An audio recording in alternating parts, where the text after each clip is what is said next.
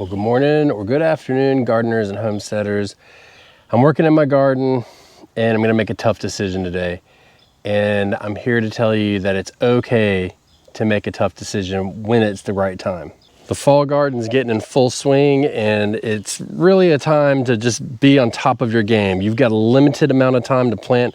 And some people, if you're watching in the more northern sections of the country, or cooler areas of the world, you may have already missed that time for some of these crops, but some of them you may not have. And we want to just kind of stay on top of it as much as possible. So what we're doing is we're coming out here and I'm making space in my garden. And I can show you right now why it's perfect time to do it. I mean, first of all, it's in the 70s today. It's starting to cool off now, and we'll definitely get a little bit warmer at some point, but we're getting longer stretches of cool weather and it's cooler. And that's giving our seeds time to germinate. That's giving our plants time to thrive, and they're not getting stressed as hard by water. And we really are trying to take advantage of that. I just moved this tray out into the open, but this is 90% bok choy. And bok choy in our area is very difficult to get started because it's kind of temperature sensitive. And you can see we have 100% germination. This from here over is all bok choy, and this is actually black mamba kale. I kind of made a boo-boo. That boo-boo would be I forgot to plant kale. It happens. We're gonna catch up.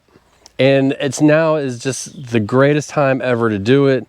We've got a lot of different projects kind of slowly starting on, and I'm working on this tomato bed back here, and I'm making that tough decision I was referring to. Seeing these tomatoes back here, we've got yellow tomato, or not yellow, we got yellow leaves with red tomatoes, and we're producing tomatoes on these plants, so we're not gonna pull them up. They did get a little crazy and long, and it is what it is. But then when we come to this front row, we're gonna come in here and we wanna put lettuce in this front row right now. So it's getting to be that time of year.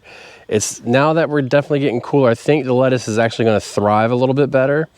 And I really wanna put 2 to 3 rows in here and just basically work this whole area as much as we can. Now we have a couple issues. One issue is going to be this plant here, which is just kind of spilling out of the cage. I used the wrong cage and I kind of let it go. But you can see that we've got this indeterminate tomato here.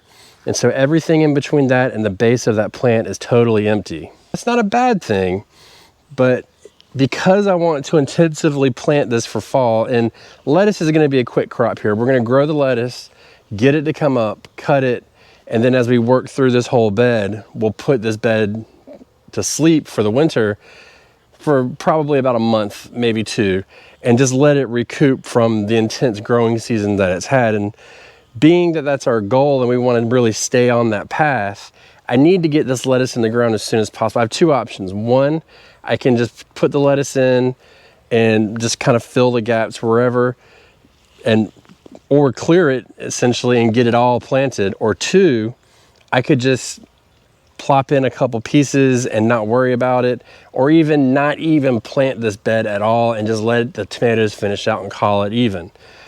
But looking around my space, I don't have any lettuce in the ground right now, and it's a big crop for us. We really enjoy it. We like eating our crisp salads, and we kind of have a tradition ever since they had the what was it, the lettuce recalls on Thanksgiving a few years ago.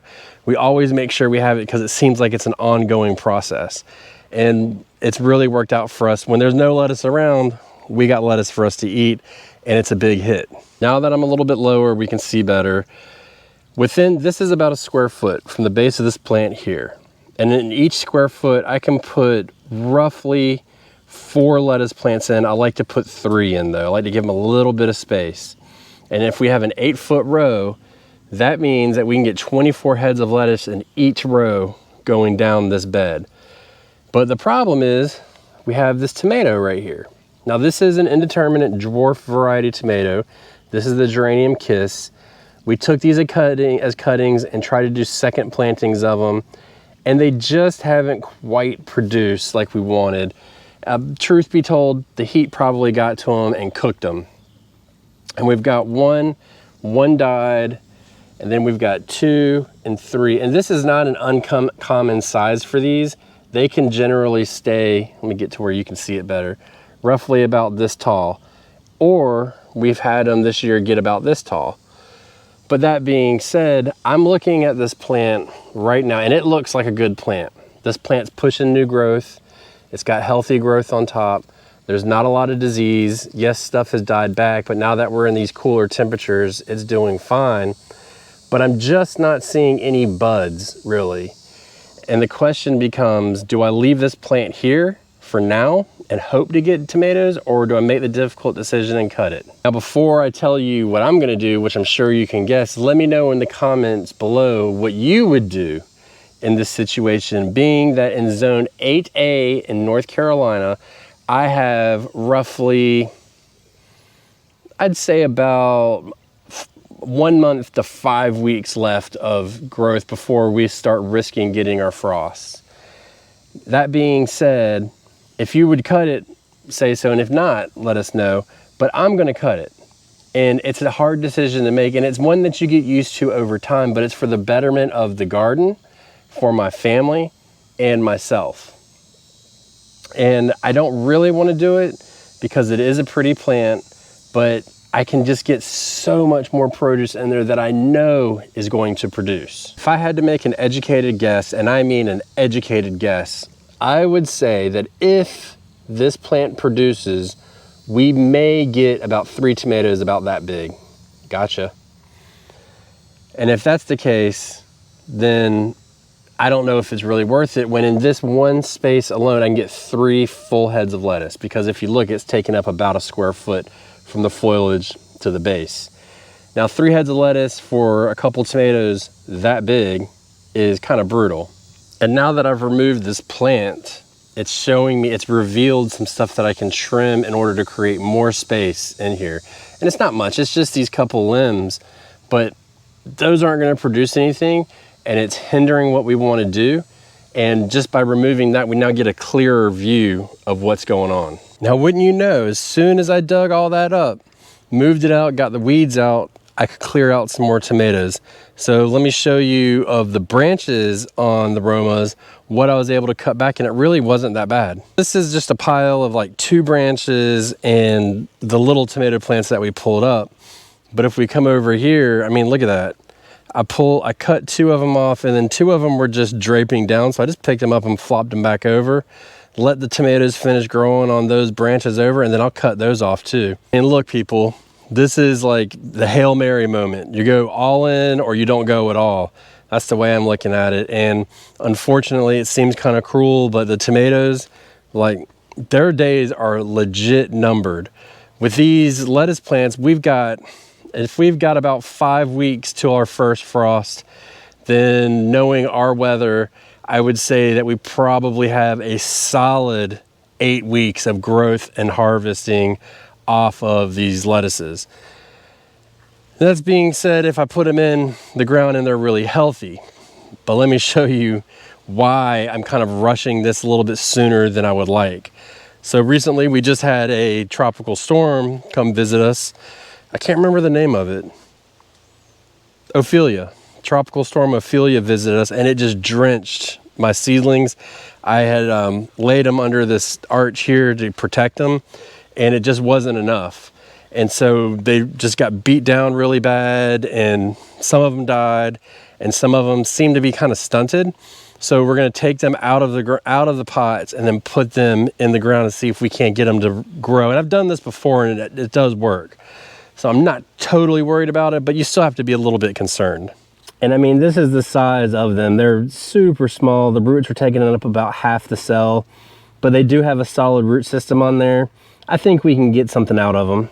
Now, you also have to remember, these are the same ones that I came and watered with the fish fertilizer, and then the next day, or over that night, something came and dug in there. They need to move.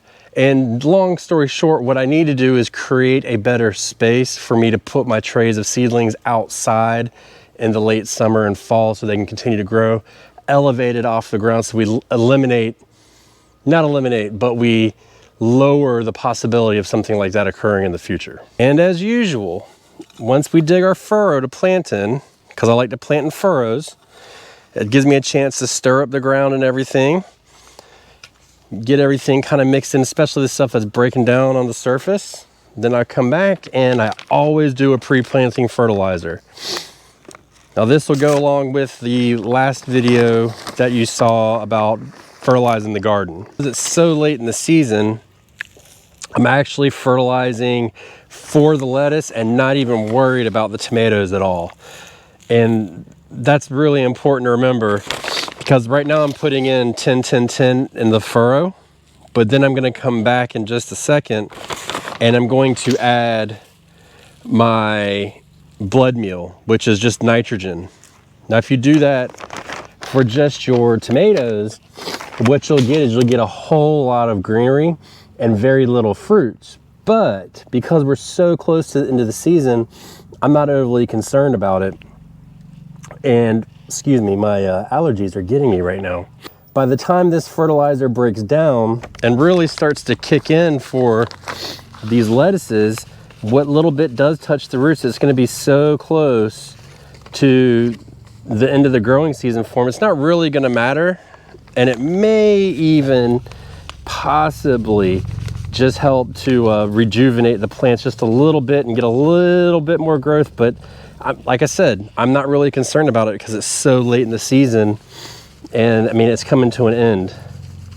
All right, you can barely see the little things, but I got 20 of them roughly. I have a little bit more space going through, but I got 20 of them going across this 1 square foot row. And I got this nasty beetle right here. Check this guy out. Good night. He's like a rhino beetle or something. You don't see that very often, by golly. Get out of here. Trying to eat my new plants. The plan moving forward is to come back. I think we've got some rain forecasted in our near future, and then I'm going to seed the front row. So the back row will grow and the front row will grow a little bit slower, and then we'll be able to get the back row first and then the front row, because remember, the sun comes this way. Learned my lesson once and for all with the onions this year. And that's how we're going to manage this throughout the rest of the season. If for some reason we feel like we can do more, then maybe we'll plant some more. But for right now, I think this is going to work. And I hope that these seedlings, even though they took a beating, they can make it. I mean, it is what it is. You gotta roll with the punches. And when it comes time to making these hard decisions as far as pulling plants out of your garden, just think about the life cycle of the plant, the life cycle of what you want to put after it, and then how you can manage that and what your goals are for the end of it and what's worth more effort to you. Would you rather bite your nails and wait for that frost to come, or would you rather have that frost come and say, hey man, hold my seltzer water, I'm good to go?